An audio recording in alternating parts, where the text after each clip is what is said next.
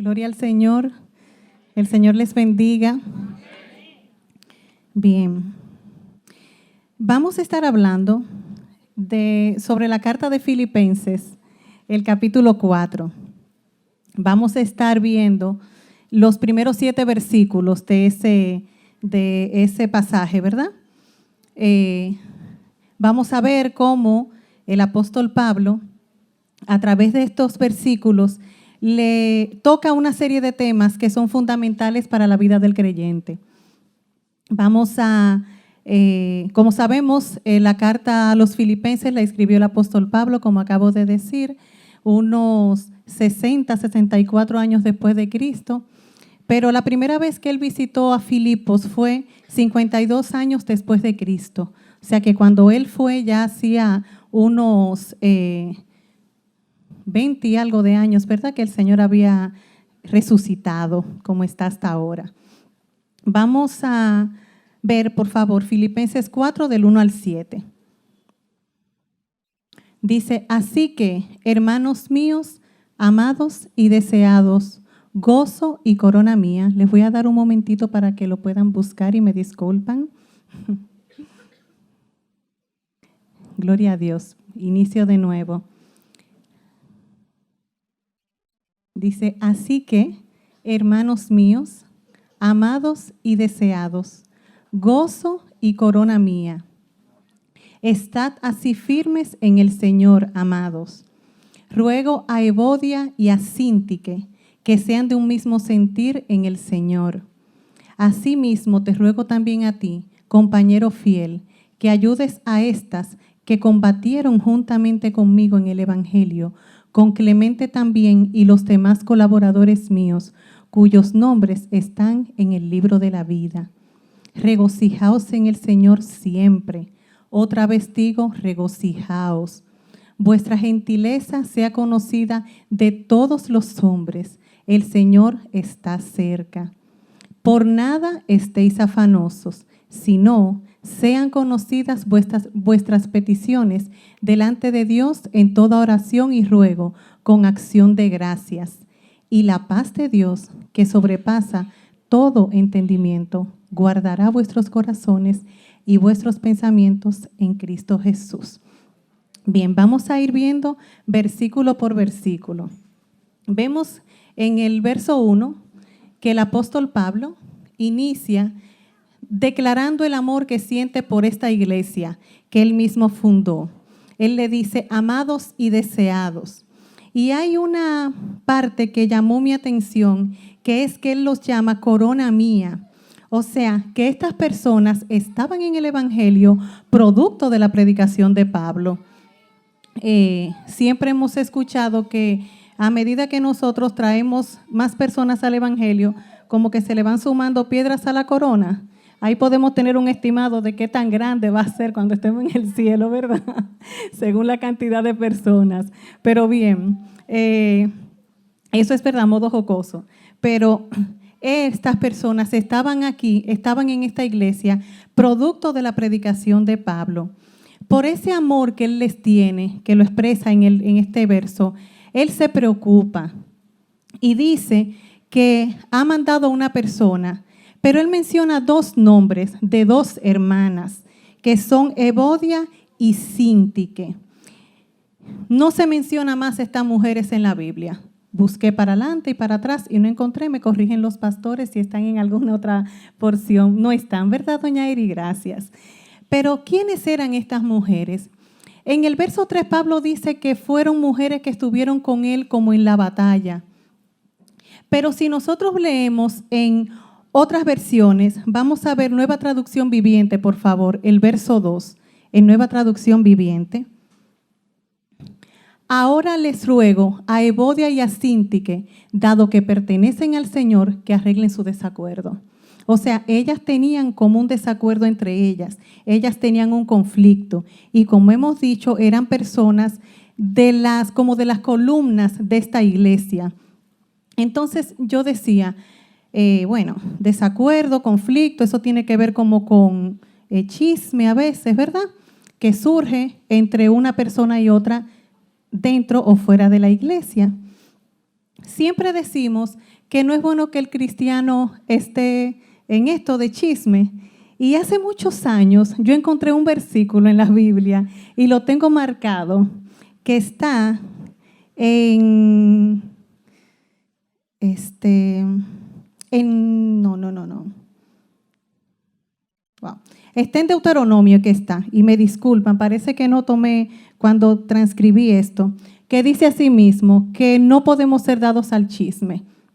O sea, lo dice literal el versículo. Entonces, estas dos hermanas que eran trabajadoras, como lo dice él, que eran colaboradoras, yo me imagino estas dos mujeres cuando Pablo salía, cuando entraba, quizás ayudando, si ponían carpas, quizás acomodando las carpas, quizás ayudando a acomodar a las personas, en la iglesia trabajando, pero había un conflicto entre ellas dos. Y cuando nosotros hablamos también de conflicto entre hermanos, viene a nuestra memoria la porción de la palabra que está en Mateo 25, que dice que en Mateo 5, 23, 24, perdón, vamos a verlo. Mateo 5, 23, 24. Mateo 5, 23, 24. Ok, yo lo tengo acá.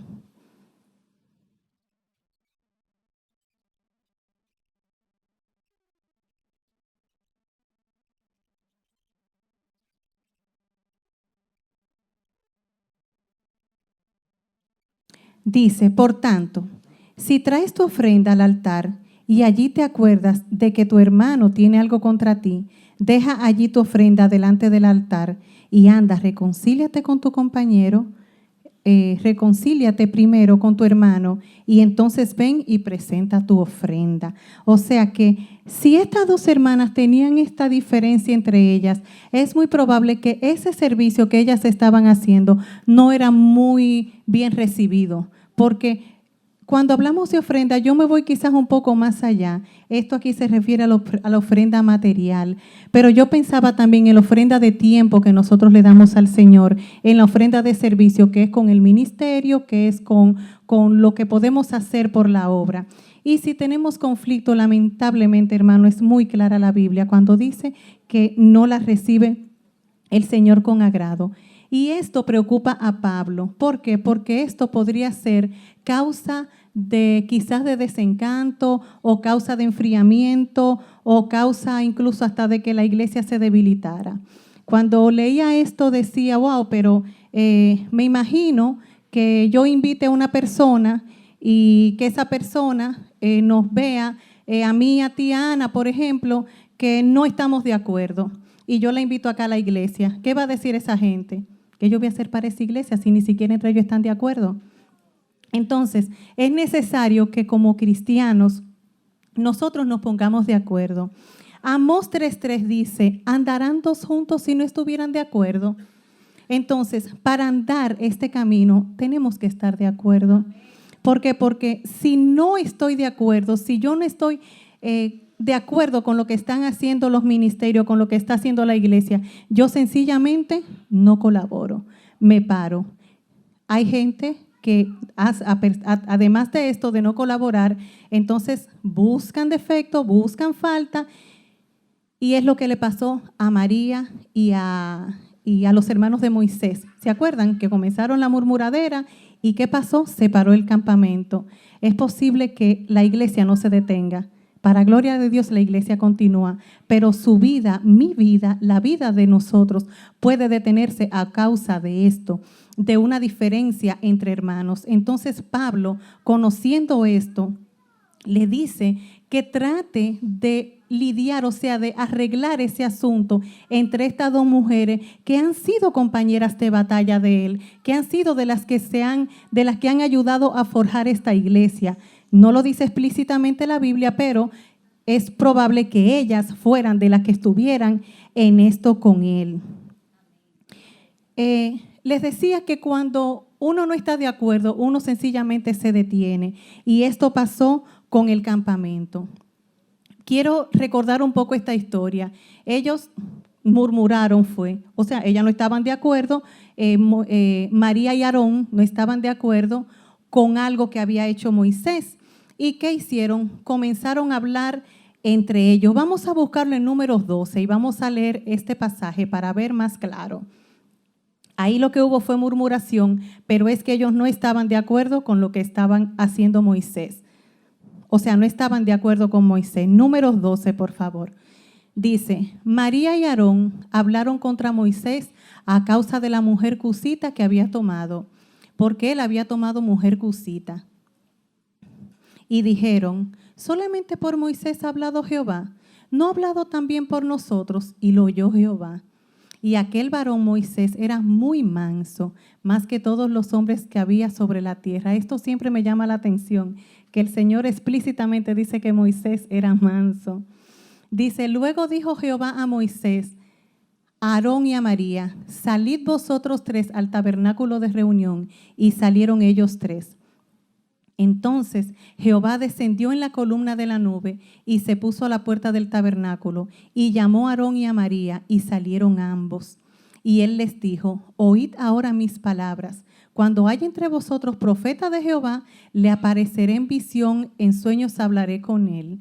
No así a mi siervo Moisés, que es fiel en toda mi casa.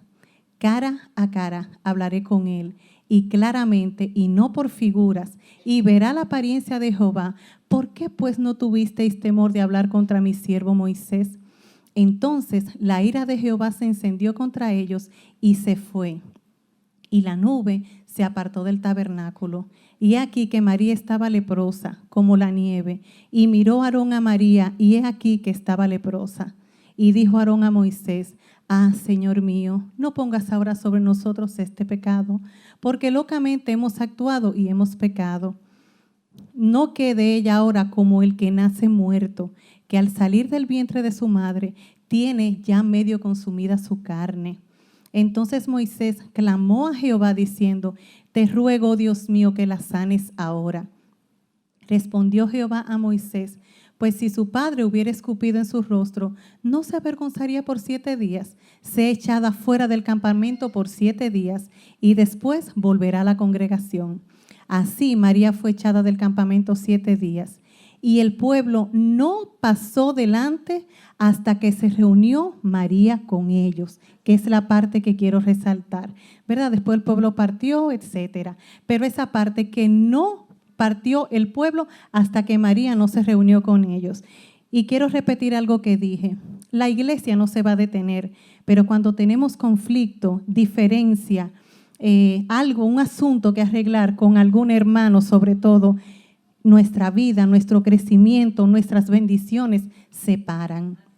Dios este año ha prometido que va a ser un año de abundancia. La abundancia no necesariamente tiene que ser material, puede ser espiritual. Y si nosotros no estamos acorde, alineados con la visión de la iglesia, lamentablemente no vamos a ver ninguna de las dos. O sea que es necesario estar en un mismo sentir. Y yo cuando lo leí en Reina Valera, que dice un mismo sentir, decía, ok, pero un mismo sentir, Señor, ¿y cómo estas dos mujeres pueden saber cuál es el sentir de la otra? Muy sencillo, orando. Orando sabemos cuál es el sentir de Dios para nuestra iglesia, para nuestra congregación, para nuestras vidas. Solamente buscando el rostro de Dios, como dice que Moisés podía verlo cara a cara. ¡Qué privilegio! Muy privilegiado.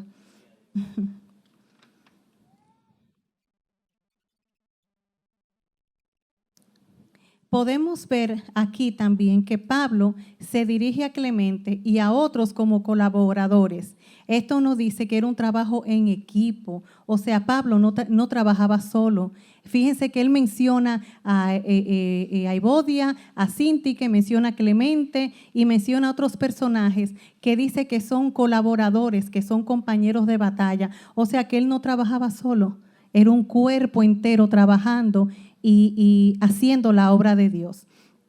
Y dice también ahí que Pablo dice, vamos a leer, el verso 3. Vamos a leer el verso 3 de nuevo. Filipenses 4:3. Dice, asimismo te ruego, también a ti, compañero fiel, que ayudes a estas que combatieron juntamente conmigo en el Evangelio, con Clemente también y los demás colaboradores míos, cuyos nombres están en el libro de la vida. Fíjense que siempre cuando una persona recibe al Señor decimos, bueno, se inscribió su nombre en el libro de la vida. Eso no es inventado, eso está en la Biblia, para gloria de Dios.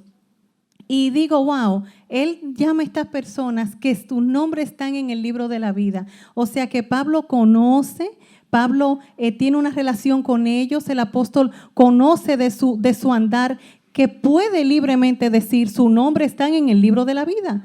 O sea que él está seguro, él está consciente del trabajo que estas personas están haciendo y de la comunión que tienen con el Señor para poder afirmar esto. Que, verdad, uno no se atrevería quizá a decirlo de todo el mundo, pero cada quien que se juzgue así, mire a ver si eso todavía está ahí escrito. Vamos a ver los versículos 4, 5 y 6. Ahora, dice, regocijaos en el Señor siempre. Otra vez digo, regocijaos. Vuestra gentileza sea conocida de todos los hombres, el Señor está cerca. Por nada estéis afanosos, sino sean conocidas vuestras peticiones delante de Dios en toda oración y ruego con acción de gracias. Vemos aquí que el apóstol exhorta a que estemos gozosos. Y siempre recuerdo que doña Miriam siempre dice, no podemos perder el gozo de la salvación. Si nosotros pensáramos en eso siempre, estuviéramos siempre gozosos. Porque no importa qué tribulación, qué problema estemos pasando, no importa la situación, la circunstancia, sabemos que nuestro gozo no es un gozo terrenal, sino que tiene que ver con algo eterno, que nuestro gozo está con Cristo Jesús en el reino de los cielos. Estar siempre con eso en la mente, o sea, saber es difícil, pero que una circunstancia, bueno, Señor, esto no es eterno y cuando llegue el momento, o sea, que tú me llames o que tú vengas, me voy contigo. Y eso debería producir gozo a nuestras vidas, siempre, sin importar qué difícil sea la circunstancia. Sabemos que Pablo estuvo preso en varias ocasiones. Todos conocemos el pasaje aquí de cuando él estuvo preso, que ¿en qué estaba Pablo? Adorando. Y entonces, ¿qué pasó? Se rompieron las cadenas, los cerrojos, y entonces ellos fueron liberados. ¿Y qué pasó con el guardia cuando vio todo esto? Se iba a suicidar y él le dijo, no, espérate, no hagas eso. Nosotros no nos hemos ido, estamos aquí. O sea, estoy parafraseando. ¿Y qué pasó? El guardia dijo, ¿qué yo tengo que hacer para ser salvo? O sea, el encarcelamiento de Pablo fue su cuerpo, nunca fue su espíritu, nunca fue su ánimo de servir, nunca fue su deseo de hacer el propósito para el cual Dios lo había llamado. Él estaba preso, pero libre para actuar y obrar como Dios le había dicho que lo hiciera. Gloria a Dios. A veces la dificultad nos abruma, nos arropa, pero tenemos que pensar que si estamos aquí es con un propósito y tratar de enfocarnos en Él. El apóstol Pablo se pone como ejemplo a él mismo de que, que sean imitadores de mí, así como yo soy imitador de Cristo. Y esto es un asunto de matemática. Si A es igual a B y B es igual a C, A y C son iguales. Entonces, si esas personas lo imitaban a él como él imitaba a Cristo, quiere decir que ellos iban a estar imitando a Cristo. Entonces, debe ser el sentir de nosotros, ser imitadores de Cristo, ver muchos hombres y mujeres en esta iglesia que son imitadores de Cristo, imitarlos a ellos para que nuestra vida sea un ejemplo, que Cristo sea visible a través de nosotros. En una ocasión, la pastora, doña Miriam, también me dijo, mira, Helen, en todo hay bendición. En ese momento yo estaba pasando muy difícil circunstancia en mi vida, pero yo le creí y lo he podido ver. Entonces, creer, saber, estar consciente de que aunque haya situación difícil, es algo pasajero. Y tener presente que siempre, cuando viene un momento difícil, es no lamentarnos, sino examinar la situación, ver qué es lo que debo dejar o qué debo retomar o qué debo aprender, ejecutar la acción y seguir caminando, sabiendo que nuestra recompensa está en los cielos. O sea, no estancarnos, sino continuar. Si nos mantenemos en comunión, orando en todo tiempo, podremos evitar distracciones terrenales. O sea, si nos mantenemos en esto, las cosas del mundo no van a ser lo que van a ocupar nuestra mente, nuestra vida, sino más bien las cosas de Dios, las cosas celestiales. Vamos a ver Hechos 13, 22, la parte B, por favor, para ver lo que decía el mismo apóstol Pablo sobre las tribulaciones. Hechos 13, 22. Ok. Perdón, esta cita la anoté mal. Es donde Pablo dice que tendremos aflicciones, que es necesario sufrir aflicciones para entrar al cielo. Perdón, pastor. 14, 22, gracias. Era cuando estaba pasándolo. Hechos 14, 22. Exactamente, gracias, pastor. La parte B dice, es necesario que a través de muchas tribulaciones entremos en el reino de Dios. O sea que si nos ponemos a analizar, es un poco como, suena raro, pero las aflicciones, las tribulaciones nos acercan al reino de los cielos, para gloria de Cristo. O sea, el pastor dice siempre que el Señor tiene una estima muy alta de él porque, wow, las cosas que le pone, pero yo creo que eso lo acerca más al cielo, pastor. Eso es mi pensar, ¿verdad? Para gloria de Dios. Además, el mismo Señor Jesucristo nos dijo que no estuviéramos afanados por nada. Esto lo podemos ver en Mateo 6, del 25 al 35. Mateo 6, del 25 al 35. Dice, por tanto os digo, no os afanéis por vuestra vida, qué habéis de comer o qué habéis de beber, ni por vuestro cuerpo, qué habéis de vestir. ¿No es la vida más que el alimento y el cuerpo más que el vestido? Mirad las aves del cielo, que no siembran ni ciegan, ni recogen en graneros, y vuestro Padre Celestial las alimenta. ¿No valéis vosotros mucho más que ellas?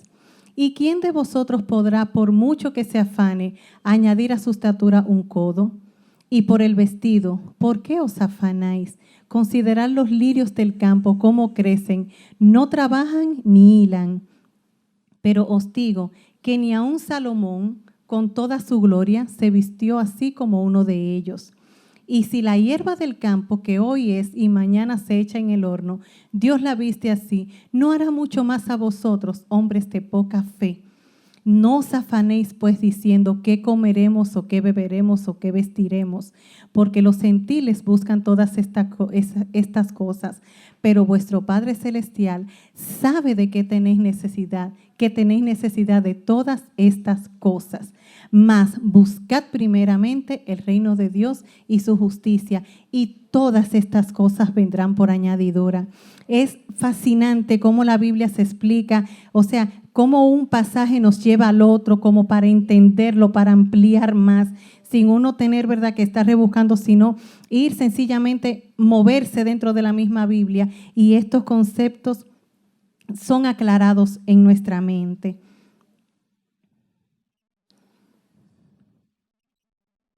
Vamos a ver ahora el verso 7,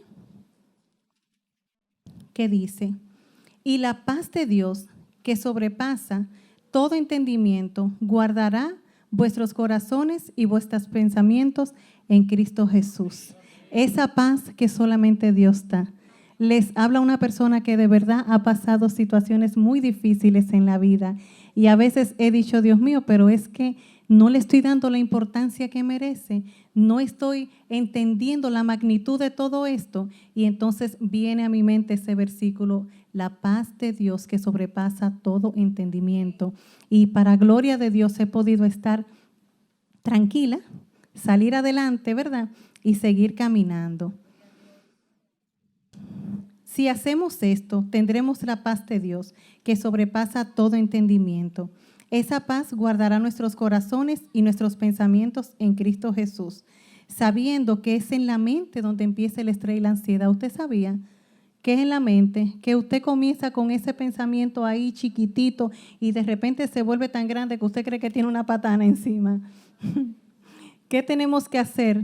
Renovar nuestra mente, pero no quizás como lo dicen algunas personas, sino cambiar la forma de pensar, pensar en lo que Dios ha hecho por nosotros, quitar lo que me carga y preocupa y pensar en lo que Dios quiere para mí.